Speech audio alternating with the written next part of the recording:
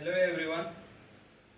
Today is 19th March and my video topic will be collection in Java. First of all, understand what is meant by collection. Collection is a framework that provides architecture to store and manipulate data. That is known as collection. And there are various advantages of collection to reduce the effort of the programmers, and the second one is to increase the speed of the programming. Next, to understand framework is a ready-made architecture that are situated in interfaces and classes that can be store and manipulate the data. That is known as framework. In collection, there are various interfaces and classes will be situated. Now understand the different type of interface and classes in collection framework. First, we will be list. List is the interface by collection, and that can be store a duplicate data, and they also follow the insertion order. In list, there are various classes like array list, linked list, vector, and stack. Now discuss about the classes of the list. First one is the array list.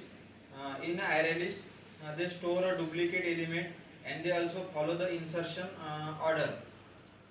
Then how they declare the array list.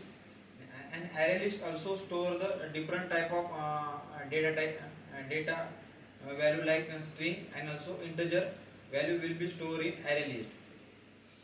In next example, to how declare by array list. Array list declared by, first of all, array list, then in bracket to data type, and then array list name and new array list, and they are the declaration of the array list. Second classes of the list will be a linked list. Linked list also store the duplicate data, and the different data type value will be stored in a linked list, and they follow the also insertion order. When declaration of linked list will be linked list data types name of the linked list is equals to new and linked list. These are the declaration of the linked list. And next one is the vector. Vector is the same as the array list. And next one is the fourth class of the list will be stack. These are all of the classes of the list. Next, hierarchy of the collection framework will be set.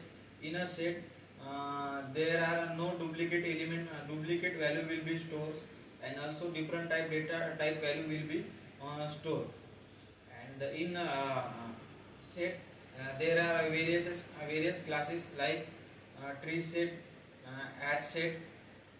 These are the link set. These are the classes of the classes of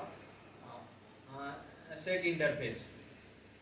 Then discuss about the classes of set interface. First one is the tree set. Tree set,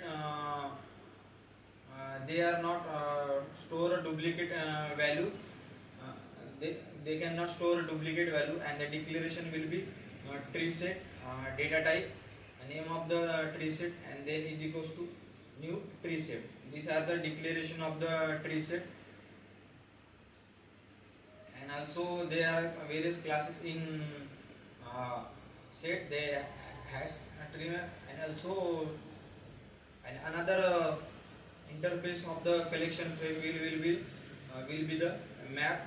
In a map, they not store a duplicate value, and also store a key and a value. Both data type value will be stored in a map. This map will be various classes will be included, hash map, link hash map, tree map. In these classes, they now store duplicate element, and key and value will be stored in a map. In another another interface will be key q. Q is a do not store duplicate value, and also key and value will be storing in a queue. And various classes are prior to queue, and these are the classes of the queue. This all about the collection framework, and this discuss about hierarchy, and then it discuss about interface and the various classes of the interface will be discussed in collection framework. This is all about the collection in Java. They are discussed about advantage and various framework and hierarchy will be discussed in today's topics. Thank you.